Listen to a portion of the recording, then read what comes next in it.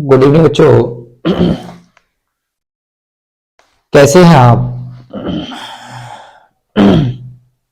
उम्मीद करते हैं सभी बच्चे स्वस्थ और ठीक होंगे। प्रतिदिन की भांति इस दिन भी आप अपने पास एक सुंदर सा नोट्स, एक सुंदर सी कलम लेकर नोट्स बनाने के लिए तैयार होंगे।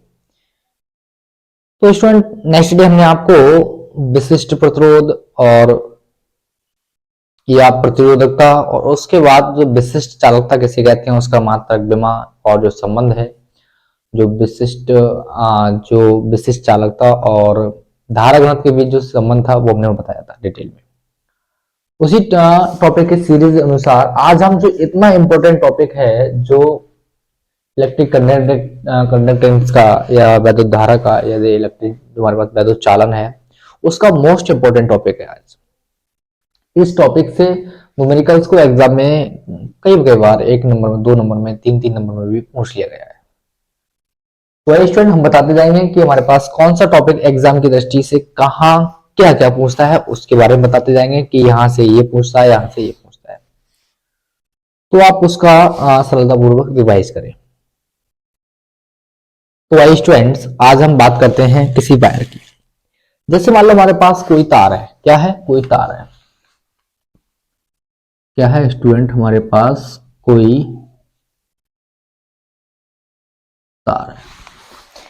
किसी वायर को, जैसे हमारे पास एक ही प्रकार का पदार्थ है, चाहे उसकी लेंथ कितनी भी हो, कम हो, ज्यादा हो, तो हम आपको ये प्रीवियस लेक्चर के अंतर्गत बता चुके हैं कि उसका जो विशिष्ट प्रतिरोध है, जो उसका स्पेसिफिक रेजिस्टेंस है या रेसिस्टिविटी है, वो क्या होता है? सेम होता है। चाहे तार की लंबाई ज्यादा हो, कम हो, आप उसे ताने, खींचें, दबाएं, जो भी कर रहे हैं आप उस स्थिति में, लेकिन उसका विशिष्ट प्रतिरोध क्या रहता है? वो समान रहता है। जैसे मान लो हमारे पास कॉपर का तार है। अब ये कॉपर का तार है, इस कॉपर के तार को मैं क्या करूं? ऊपर से नीचे की ओर और फोर्स लगाऊं, पुल करूं, तो इसका साइज क्या होगा? थोड़ा मोटा हो जाएगा, लेकिन क्या होगा? इतना बड़ा हो जाएगा। चाहे मैं इसको पकड़कर खींचूं, और खींचने पे मान लो हमारे पास थोड़ा इसका साइज क्या हो गया? बढ़ गया। तो दोनों स्थिति में क्या है? इसका जो विशिष्ट प्रतिरोध है, अगर ये कॉपर का तार है या कोई भी धातु मेटल्स का तार हो, तो इसका जो विशिष्ट प्रतिरोध है वो दोनों स्थितियों में सेम रहेगा, चाहे तो मैं इसे खींचूं या मैं इसे दबाने का प्रयास करूं, दोनों स्थितियों में क्या होगा? सेम रहेगा। क्योंकि विशिष्ट प्रतिरोध क्या है? उसमें उपस्थित इलेक्ट्रॉनों की संख्या पर डिपेंड करता है, ना कि उसके आकृति पर, ना कि उसके साइज पर। तो तार को, किसी तार को खींचने से पहले खींचें या उसे दबाएं, तो दोनों स्थिति हमारे पास क्या होगा? विशिष्ट प्रतिरोध सेम रहेगा। जैसे जैसे मैं तार को खींचूं या दबाऊं, तो उसमें एक क्वांटिटी और फिजिकल क्वांटिटी है, जो दो फिजिकल क्वांटिटी है, उसमें परिवर्तन नहीं होगा। मैं बताऊंगा किसमें परिवर्तन होगा तार को खींचने से या दबाने से, और किसमें बदलाव आएगा और किसमें परिवर्तन यानी बदलाव नहीं होगा।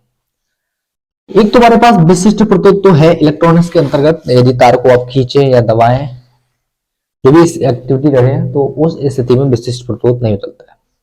दूसरा हमारे पास क्या होगा? उसका आयतन और उसका द्रव्यमान। तार का जो आयतन होगा, आप चाहे खींचें या दबाएं, उसका आयतन क्या है? खींचने से पहले और खींचने के बाद दोनों स्थिति में आयतन समान रहेगा। ऐसे ही उसका जो द्रव्यमान है वायर्स का, अब मान लो मैंने इसे दबा दिया, दबाने पर हमारे पास क्या होगा? थोड़ा मोटा हो गया, लेकिन क्या द्रव्यमान उसका चेंज होगा? नहीं होगा। तो इसका आंसर है द्रव्यमान चेंज नहीं होगा। क्या खींचने के बाद हमारे पास क्या, इसकी थिकनेस पहले हमारे पास क्या थी? कम थी, लेकिन बाद में हमारे पास थिकनेस क्या होगी? ज्यादा हो गई, तो इसकी रेडियस ज्यादा हो जाएगी, साफ सी बात है।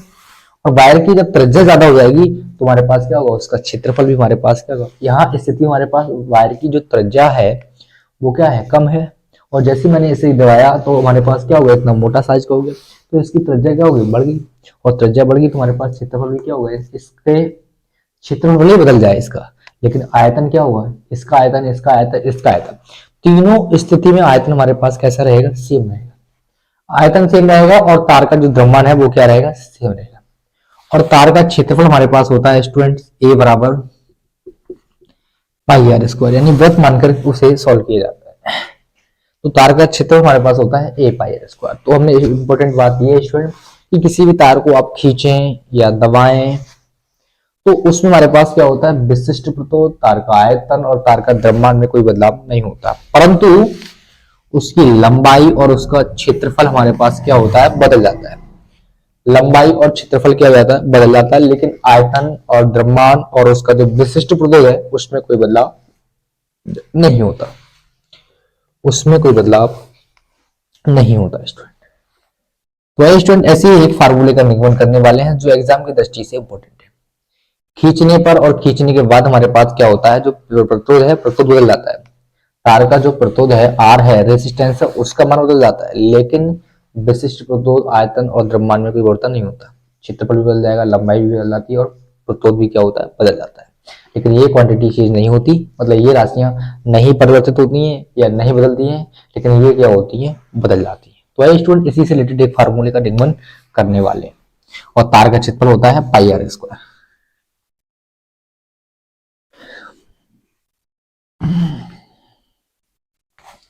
तो क्वेश्चन आइए स्टूडेंट एक ऐसे ही क्वेश्चन करते हैं जो इंपॉर्टेंट है, एग्जाम में कई बार पूछ भी लिया गया। तो लिखते हैं, यदि एक तार जिसका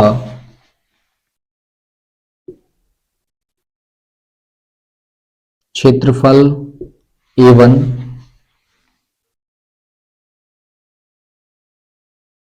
लंबाई L1 बा प्रतिरोध हमारे पास क्या है, R1 है, R1 है। यदि तार को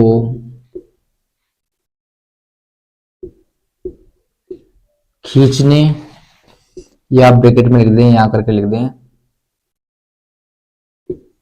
या दबाने पर, खींचने पर या दबाने पर दबाने पर क्षेत्रफल हमारे पास हो जाता है A2 और लंबाई हमारे पास हो जाती है L2 व प्रतिरोध हमारे पास हो जाता है R2 व प्रतिरोध R2 हो जाता है। तार को खींचने से पहले हमारे पास मान लो ये कोई वायर है जिसकी लंबाई पहले हमारे पास क्या थी, L1 थी, जिसका प्रतिरोध हमारे पास क्या था, R1 था, और क्षेत्रफल क्या था इसका, A1 था। खींचने से पहले, खींचने से पहले मान लो हम तार को खींच रहे हैं, दबा नहीं रहे, मान लेते हैं, या दबा तो दबाओ तब भी हमारे पास उसकी लेंथ चेंज हो जाएगी, आयतन और क्षेत्रफल भी चेंज हो जाएगा और प्रतिरोध भी क्या होगा, वो बदल जाएगा। लेकिन खींचने के बाद उसका जो प्रतिरोध है वो हमारे पास क्या हो गया, वो हो गया R2, लंबाई हमारे पास क्या होगी, वो हो गई L2 और क्षेत्रफल क्या हो गया, वो हो गया A2। चलो को खींचने के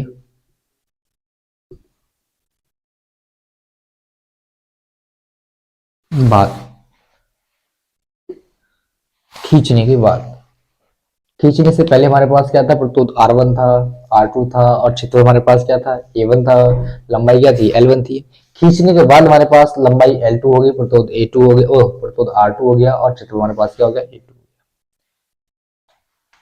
तब हमारे पास तब तो हमारे पास क्या होगा, खींचने से पहले आयतन और खींचने के बाद आयतन, तो हमारे पास होगा स्टूडेंट्स V बराबर क्षेत्रफल गुणा लंबाई, क्योंकि आयतन का मात्रक हमारे पास क्या होता है, मीटर की होता है, तो क्षेत्रफल का मात्रक मीटर स्क्वायर और इसका मात्रक मीटर, मीटर की गुणा मीटर स्क्वायर से करेंगे हमारे पास क्या होगा, मीटर की होगा। तो हम आयतन को इस रूप में लिख सकते हैं, क्षेत्रफल गुणा लंबाई के रूप में लिख सकते हैं। तो स्टूडेंट हमारे पास खींचने से पहले हमारे पास आयतन क्या होगा, वो होगा A1 L1, क्षेत्रफल हमारे पास क्या था, A1 था, खींचने से पहले A1 और लंबाई हमारे पास क्या है, L1, ऐसे खींचने के बाद हमारे पास क्षेत्रफल A2 है, लंबाई हमारे पास क्या है, लंबाई हमारे पास क्या है स्टूडेंट, L2 है। तो यहां से एक काम करते हैं, इस L2 का मान निकालेंगे, A2 कौन जाएगा बटे में, तुम्हारे पास हो गया A1 बटे L1 बटे A2 बराबर L2। इसको हम यहाँ से A1 बटे A2 का मान निकालेंगे, L1 बन जाएगा इसके बटे में, तुम्हारे पास हो गया A1 बटे A2 बराबर L2 बटे L1। A1 बटे A2 बराबर L2 बटे L1, ये हमारे पास हो गया। इसे आप मान लें फर्स्ट, इसे आप मान लें, क्या मान लें, फर्स्ट, या आप फर्स्ट मानने से पहले यदि तार की त्रिज्या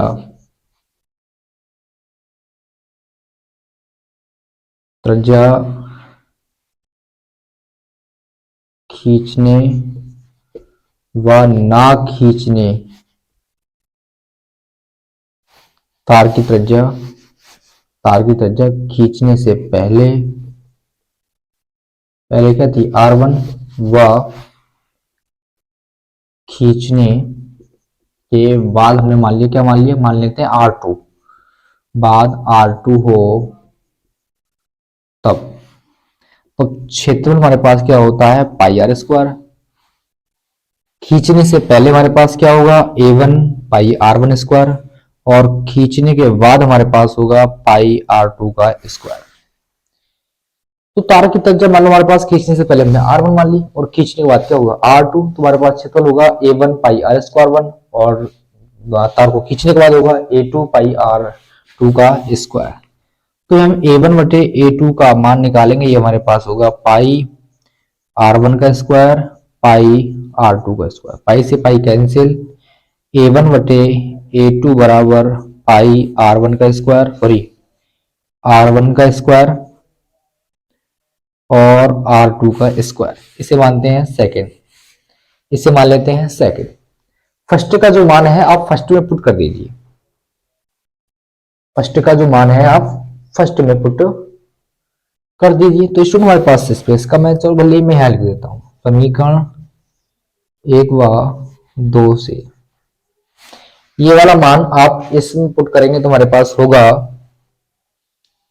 हमारे पास, पहले लिखते हैं L1 बटे L2, सॉरी L2 बटे L1, L2 बटे L1 बराबर, ये मान बाहर रखेंगे तो हमारे पास होगा R1 का स्क्वायर बटे R2 का स्क्वायर, R1 का स्क्वायर बटे R2 का स्क्वायर, L2 बटे L1, L2 बटे L1, इसका ये वाला मान हमने उठा के यहां रख दिया, तुम्हारे पास हो गया R1 का स्क्वायर बटे R1 का स्क्वायर बटे R2 का स्क्वायर। ये हमारे पास समीकरण हो गई 3, समीकरण हो गई 3। नोट्स करें डियर स्टूडेंट, इसे नोट्स करें, नोट्स करें, नोट्स करें।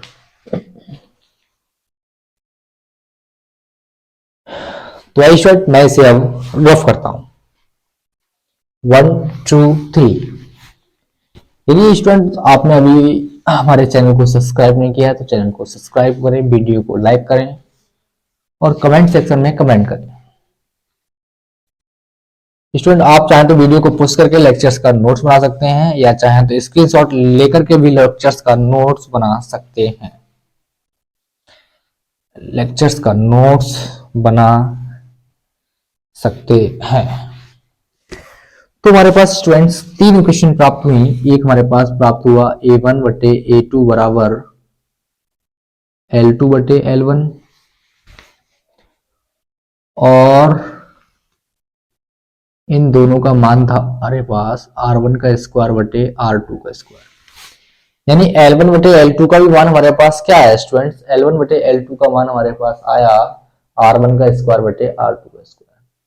A1 बटे A2 बराबर तो हमारे पास ये मान आया था, लेकिन बाद में L2 बटे L1 बराबर हमारे पास R बटे R2 का स्क्वायर आया था।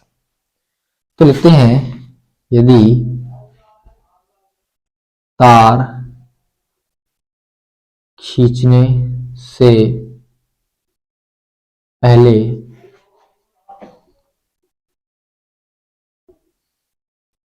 प्रतिरोध R1। तो हमारे पास R बराबर, हमने पता है R बराबर हमारे पास क्या होगा, क्योंकि आपने पढ़ चुका है रो बराबर आर ए बटे एल।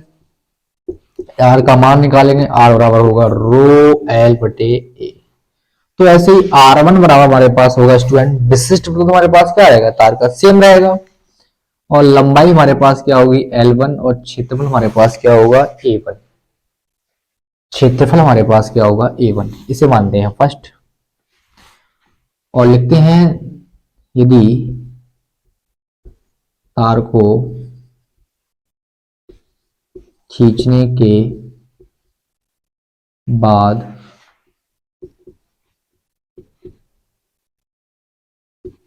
प्रतिरोध हमारे पास क्या है R2, तो R2 बराबर होगा क्या, विशिष्ट प्रतिरोध हमारे पास क्या रहेगा, सेम रहेगा, तो होगा L2 बटे A2। इसे मान लो A और इसे मान लो B, भाग कर दो। समीकरण A को समीकरण B से भाग करने पर, भाग करेंगे तो हमारे पास होगा R1 बटे R2 बराबर बराबर रो R1 का मान रो L1 बटे A1 बटे R2 का मान रो L2 बटे A2। A2 जाएगा सबसे ऊपर, तो R1 बटे R2 बराबर ये होगा रो L1 A1, ये पहुंच गया सबसे ऊपर और ये जाएगा यहां, तो रो L2 A2 पहुंच गया ऊपर, सॉरी A2 पहुंच गया ऊपर, और ये पहुंच गया नीचे, ये पहुंच गया हमारे पास नीचे। A2 पहुंच गया ऊपर और ये पहुंच गया हमारे पास नीचे, तो हमारे पास रो से रो कैंसिल, हमारे पास बचा L1 बटे L2 इंटू, सॉरी ये A1 है ना, हाँ ये हो गया A2 बटे A1, A2 बटे A1। नोट्स करें स्टूडेंट, इतना नोट्स करें, नोट्स करें स्टूडेंट,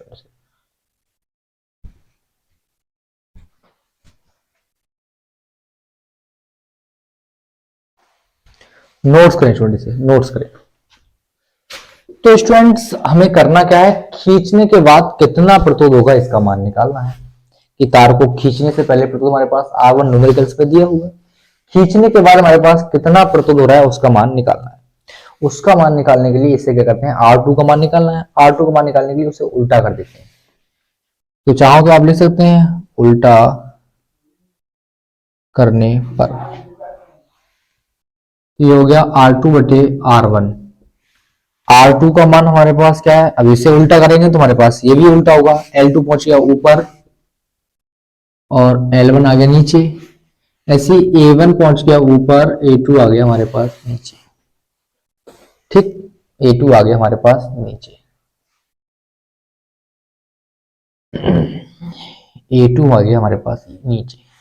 समीकरण 2 में A1 बटे A2 बराबर हमारे पास था R1 का स्क्वायर R2 का स्क्वायर, और L2 बटे L1 बराबर हमारे पास ये 2 थी, इसका मान था R1 का स्क्वायर बटे R2 का स्क्वायर, ये थी समीकरण 3।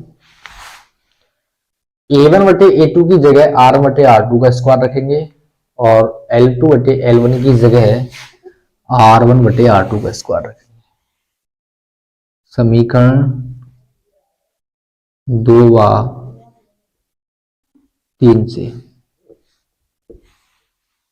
R2 बटे R1, R2 का मान निकालना हमें, L2 बटे L1 का मान R1 का स्क्वायर बटे R2 का स्क्वायर इंटू A1 बटे A2 का मान R1 का स्क्वायर बटे R2 का स्क्वायर, R2 बटे R1 बराबर, और हमारे पास R1 का स्क्वायर R1 का स्क्वायर R1 की पावर 4, R2 का स्क्वायर और R2 का स्क्वायर R2 की पावर 4, R2 बटे R1 बराबर R1 बटे R2 की पावर 4, R2 की पावर 4, R2 की पावर हमारे पास कितनी आई स्टूडेंट, 4 आई, R2 की पावर 4i।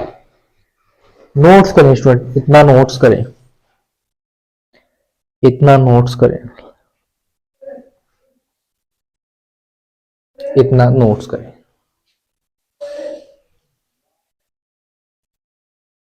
नोट्स करें स्टूडेंट, नोट्स करें।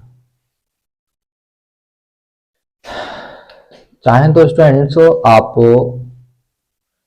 इतना नोट्स करें, ये हमारे पास इंपॉर्टेंट था, नोट्स करें, नोट्स करें। यदि हमारे पास क्या होता है स्टूडेंट्स, एक दिए न्यूमेरिकल्स में हमारे पास तार का व्यास दिया होता है और कहता है इसका तार का व्यास का अनुपात इतना है कि दो तार हैं, दो तारों का व्यास का अनुपात मान लो हमारे पास दो तारों के व्यास का अनुपात हमारे पास कितना है, 1:2 है।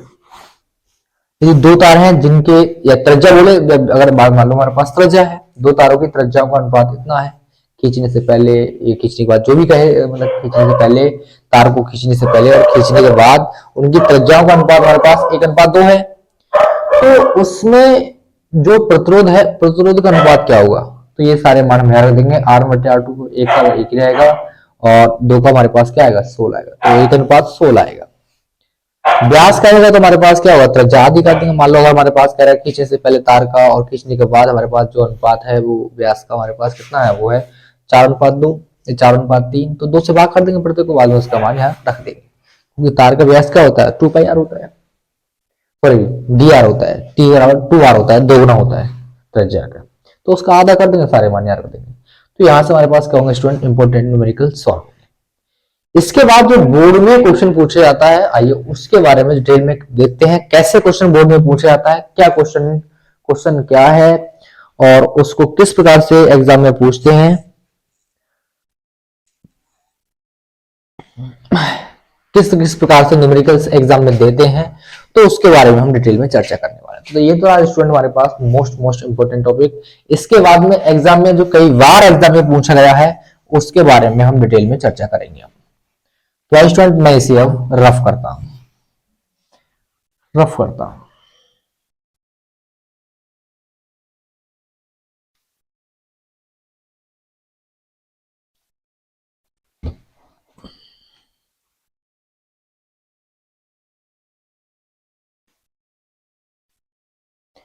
आइए स्टूडेंट मैं अभी इसे रफ करता हूं। अब स्टूडेंट हमारे पास जो इंपॉर्टेंट टॉपिक है, जो एग्जाम में कई बार इससे रिलेटेड क्वेश्चन पूछे जा चुके हैं, वो है यदि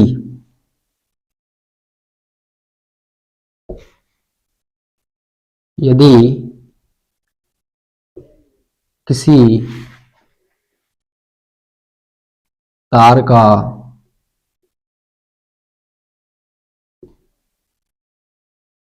प्रतिरोध क्या है, R है, तार का प्रतिरोध हमारे पास क्या है, R है। यदि तार को खींचकर खींचकर खींचकर प्रारंभिक लंबाई, तार को खींचकर प्रारंभिक लंबाई की n गुनी कर दी जाती है तो नया प्रतिरोध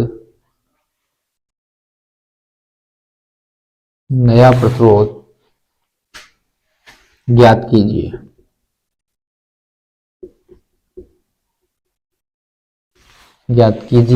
यूपी बोर्ड 2019 और 2010 में खाली ये फार्मूले का निगमन पूछा है 2019 और 2010 में।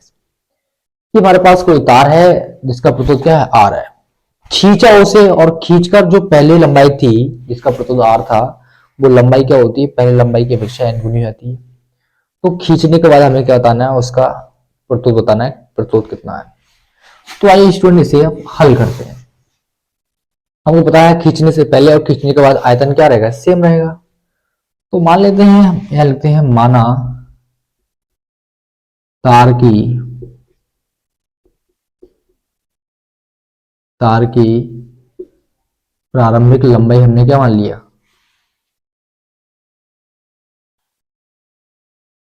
एल मान ली,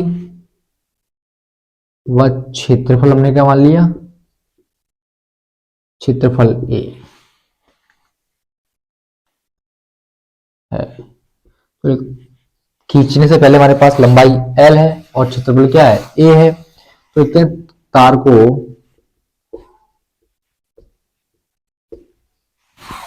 खींचने के बाद लंबाई हमने क्या मान ली,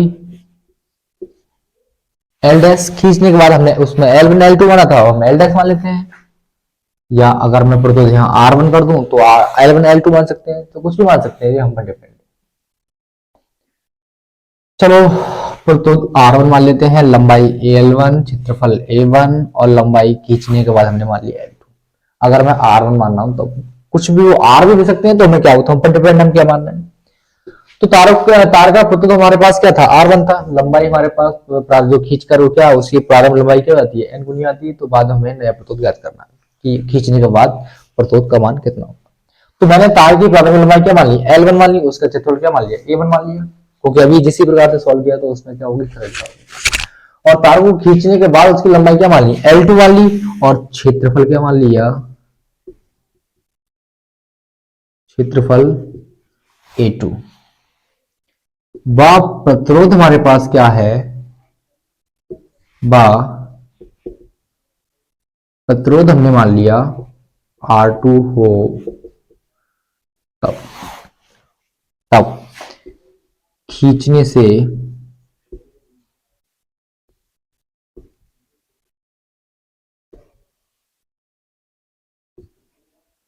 पहले आयतन, और ये है खींचने के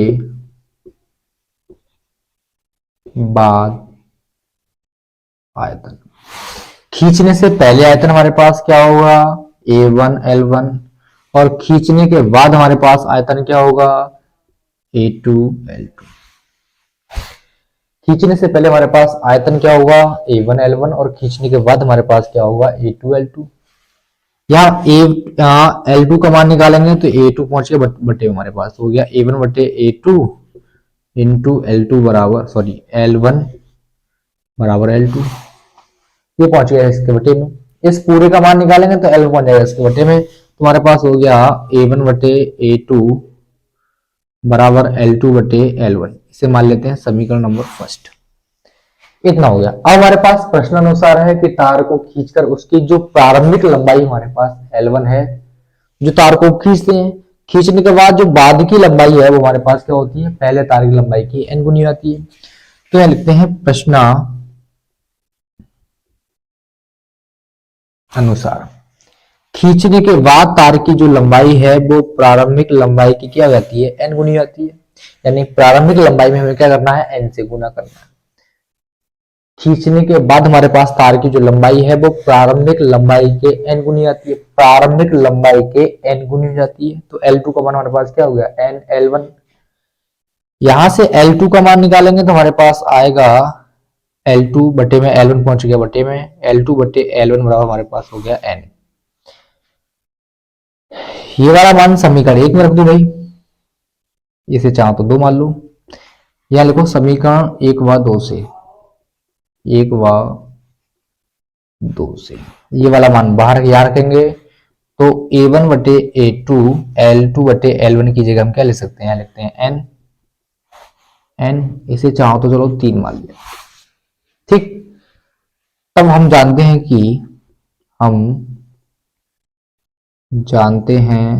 कि तार को खींचने से पहले प्रतिरोध क्या है हमारे पास, R1 है। तो होगा R1 बराबर रो L1 बटे A2, सॉरी A1। क्या होगा, R1 बराबर हमारे पास होगा, R1 बराबर हमारे पास होगा रो L1 बटे A2, क्योंकि रो बराबर हमारे पास होता है RA बटे L। ये हो गया ए, और यहां लिखते हैं तार को खींचने के बाद प्रतिरोध हमने क्या माना है, R2 माना है, तो R2 बराबर होगा रो लंबाई L2 क्षेत्रफल A2, इसे मान लो B। R2 को क्या कर दो, A से भाग कर दो, क्योंकि इस R2 का मान निकालना है, खींचने के बाद हमारे पास प्रतिरोध कितना है, तो लिखते हैं समीकरण B को समीकरण A से भाग करने पर, भाग करेंगे तो हमारे पास होगा R2 बटे R1, R2 का मान रो L2 बटे A2, R1 का मान रो L1 बटे A1, L1 बटे A1। इतना नोट्स करें स्टूडेंट, नोट्स करें, नोट्स करें। तो स्टूडेंट मैं इसे जब तक रफ करता हूं, इस क्वेश्चन को ही रफ करता हूं स्टूडेंट।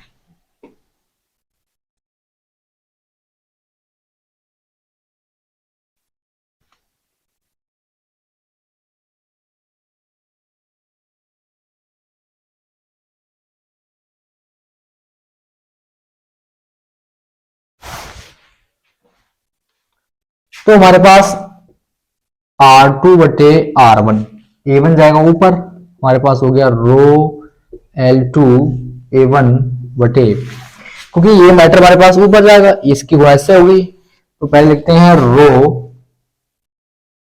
L1 A2, रो L1 A2, रो से रो हमारे पास कैंसिल हो गया, R2 बटे R1 बराबर हमारे पास बचा L2 बटे L1 इंटू A1 बटे A2। अब गौर से ध्यान दीजिए, L2 बटे L1 बराबर हमारे पास क्या है, N है, और जब हमने समीकरण देखी तो हमारे पास A2 बटे A1 बटे A2 बराबर हमारे पास क्या था, N था, यानी A2 बटे सॉरी A1 बटे A2 बराबर भी हमारे पास क्या था, N था समीकरण 3 में।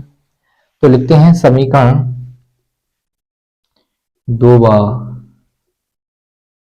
2/3 से मान इसमें रखते हैं, तो R2 बटे R1, L2 बटे L1 का मान हमारे पास कितना है, N है, और चूंकि A1 बटे A2 का मान हमारे पास क्या है, N है, तो R2 बटे R1 हमारे पास क्या हो गया, N स्क्वायर हो गया।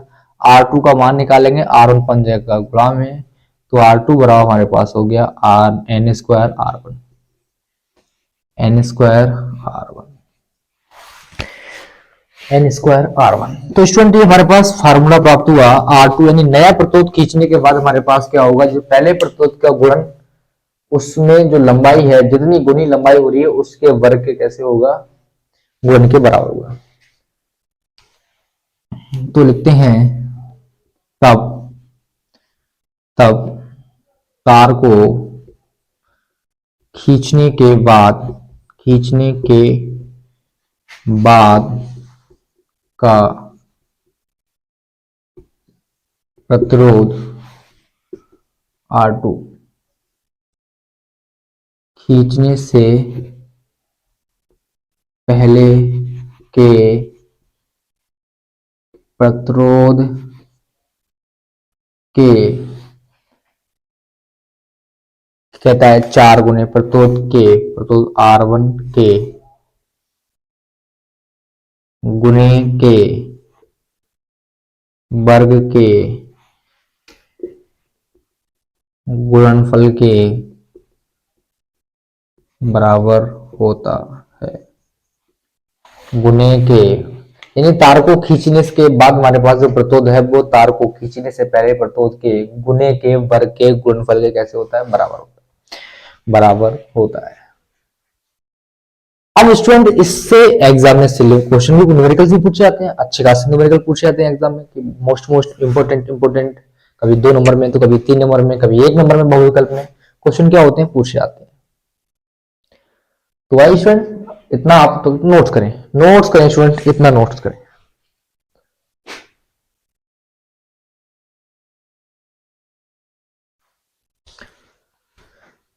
तो भाई स्टूडेंट मैं इसे अब रफ करता हूं। आप चाहें तो वीडियो को पुश करके लेक्चर्स का नोट्स बना सकते हैं, वीडियो का स्क्रीनशॉट लेकर के भी लेक्चर्स का नोट्स बना सकते हैं। तो आइए एक इंपॉर्टेंट क्वेश्चन देखते हैं। क्वेश्चन हमारे पास यूपी बोर्ड 2016 में पूछा जा चुका है कि क्वेश्चन है 50 ओम प्रतिरोध के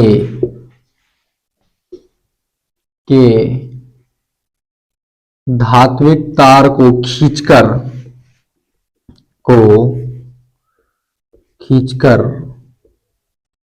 उसकी लंबाई को 2 गुना या 2 गुनी या 2 गुना, चलो 2 गुना लिखते हैं, 2 गुना कर दिया जाता है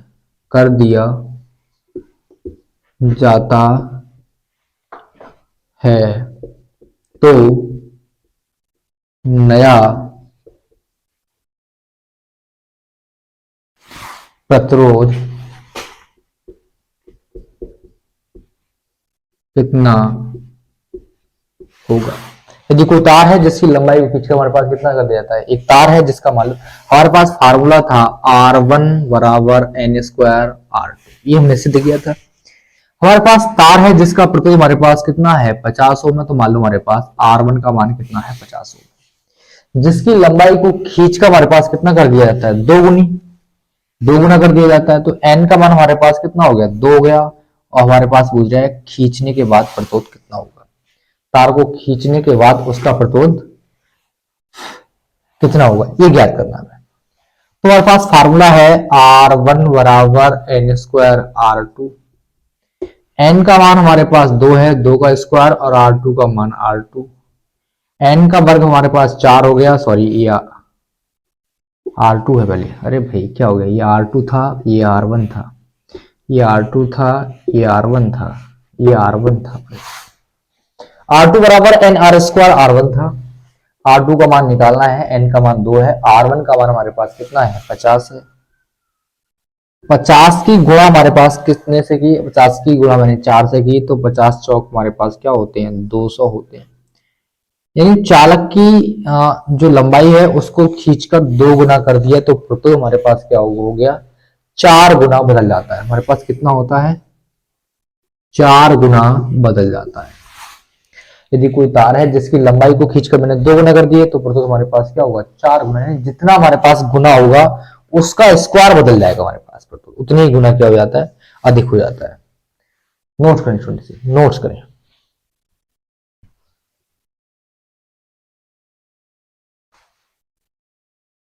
तो नोट्स करें स्टूडेंट। ऐसी मैं अगर यहाँ कोई प्रतिरोध का मान चेंज कर दूं, इसकी जगह मान लो मैं कर दूं यहाँ पर 3 गुना, 3 गुना कर दिया जाता है, तो हमारे पास अब प्रतिरोध कितना होगा, तो मैं मुझे करना क्या होगा, केवल अब n की जगह 3 लिखना होगा, n की जगह क्या लिखना होगा 3, 3 का वर्ग हमारे पास होता है 9, और 50 निम हमारे पास होते हैं 450, 450, तो हमारे पास कितना होगा r का मान 450 होगा। यदि मान लो मुझसे हमारे पास कहता है एक तार है, एक तार जिसका प्रतिरोध 20 ओम है,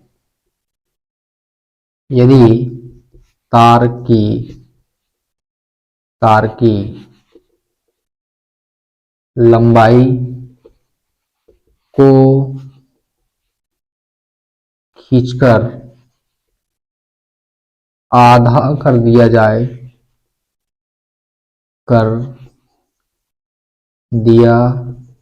जाए तो प्रतिरोध कितना होगा। तुम्हारे पास तार का प्रतिरोध है, तो हमारे पास R1 का मान है स्टार्टिंग में दिया है, लंबाई को खींचकर कितना कर दिया जा रहा है, आधा कर दिया जाए तो n का मान 1/2 हो गया जी हमारे पास। आधा कितना होता है, 1/2 होता है। तो नया प्रतोद का मान निकाल रहे हैं, तुम्हारे पास फार्मूला होता है R2 बराबर n स्क्वायर R1। n का मान हमारे पास 1/2 का स्क्वायर, R1 का मान हमारे पास कितना है 20 है। 1/2 मतलब 1/4 हो गया, 1 का वर्ग 1 और 2 का वर्ग 4, 20। 4 पंजे 20 यानी 5 एकम 5। तो हमारे पास क्या हो गया, प्रतिरोध 5 ओम हो गया। अगर लंबाई आधी हो रही थी तो हमारे पास प्रतिरोध कितना हो गया, सीधे सीधे 4 गुना कम हो गया।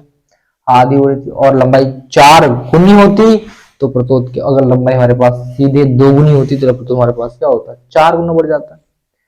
तो स्टूडेंट इससे हमारे पास इस फार्मूले से न्यूमेरिकल्स एग्जाम में आते रहते हैं, इंपॉर्टेंट फार्मूला है, आप इसका स्मरण रखें, अपनी मेमोरीज के अंदर इस फार्मूले को जरूर ध्यान रखें, अन्यथा आप एग्जाम में होने वाले प्रश्नों को, जो एग्जाम में इंपॉर्टेंट प्रश्न आते हैं, उनसे आप अपना घाटा कर लेंगे। इस प्रश्न को जरूर ही ध्यान में रखें, एग्जाम में या तो फार्मूले का निगमन पूछेगा और निगमन ना पूछा तो यहाँ से न्यूमेरिकल जरूर पूछेगा। इंपॉर्टेंट फार्मूला है, एग्जाम की दृष्टि से इंपॉर्टेंट। नोट्स करें स्टूडेंट, नोट्स करें, नोट्स करें स्टूडेंट, नोट्स करें।